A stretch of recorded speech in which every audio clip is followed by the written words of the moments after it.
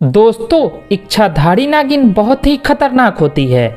जब चाहे जैसे चाहे कोई भी रूप धारण कर सकती है। हम लोगों के बीच में ही रहेगी, परंतु हम उसे पहचान नहीं पाएंगे। दोस्तों, अगर आपको कभी भी नाग नागिन दिखे तो उन्हें बिल्कुल भी नहीं छेड़ना चाहिए।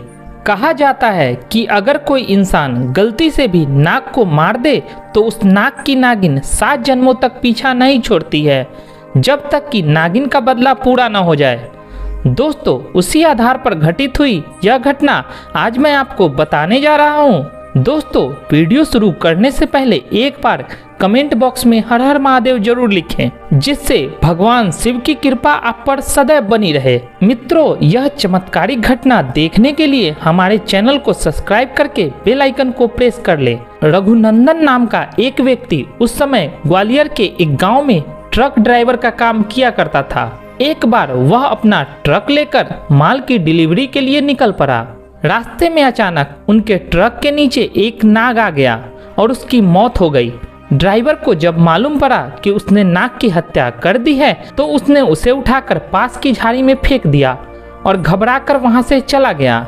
बाद में जब उनके साथ काम करने वाले लोगों ने उससे पूछा कि तुम इतने डरे क्यों हो, तब ड्राइवर ने सारी घटना बता दी। तब इस पर सभी लोगों ने कहा, आपने यह बहुत गलत किया है। उनमें से 2-3 व्यक्तियों ने कहा कि मैंने उस रास्ते में कई दिनों से नाग नागिन का जोड़ा देखा था। ये दोनों पास की झाड़ियों में रहते थे। ये किसी को भी नुकसान नहीं पहुंचाते थे। और तभी उनमें से एक ने कहा कि शायद नागिन आपसे बदला जरूर लेगी, परंतु रघुनंदन ने ये सारी बातें फालतू समझी और उस समय तो बात को टाल दिया। कुछ दिनों बाद रघुनंदन काम के सिलसिले में ग्वालियर छोड़ दिल्ली के मैनपुरी में ही रहने लगे और वे उस वारदात को भूल भी गए।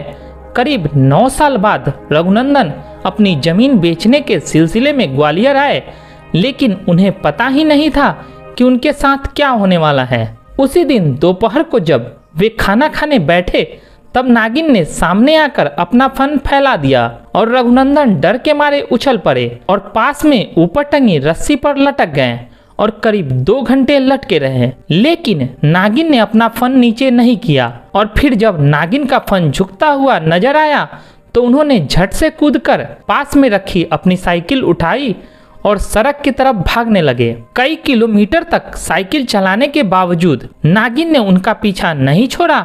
उसके बाद थकान होने की वजह से वह बेहोश होकर रोड पर गिर पड़े। वहीं रोड के दूसरी तरफ कुछ मजदूर काम कर रहे थे। उनमें से एक मजदूर की नज़र उन पर पड़ गई। तभी सारे मजदूर उनके पास पहुंच गए। इससे पहले रघुनंदन होश में आते उन्होंने पीछे आ रही नागिन को देख लिया। सभी मजदूरों ने मिलकर नागिन को मार दिया। जब रघुनंदन को होश आया तो उसने नागिन को अपने पास में पाया। तभी उन मजदूरों में से एक मजदूर काफी बुजुर्ग था और जानकार भी था। वह जान गया था कि ये नागिन इस आदमी का पीछा क्यों कर रही है। उस बूढ़े मजदूर ने कहा कि आपने इस नागिन के नाक को मारकर बहुत बड़ी गलती की है। अब यह नागिन आपका 7 जन्मों तक पीछा करती रहेगी। इसका जब भी पुनः जन्म होगा यह बदला लेने जरूर आएगी। यह बात सुनकर रघुनंदन पूरी तरह से क्षुब्ध हो चुका था, तो उन्होंने इस बुजुर्ग से इसका उपाय पूछा।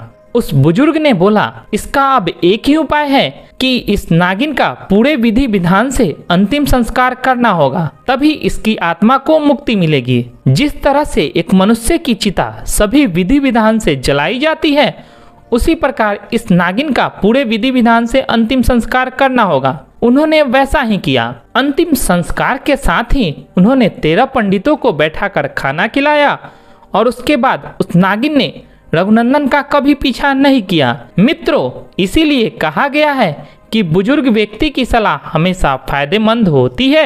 अगर आपको हमारा वीडियो अच्छा लगा हो तो लाइक जरूर करना।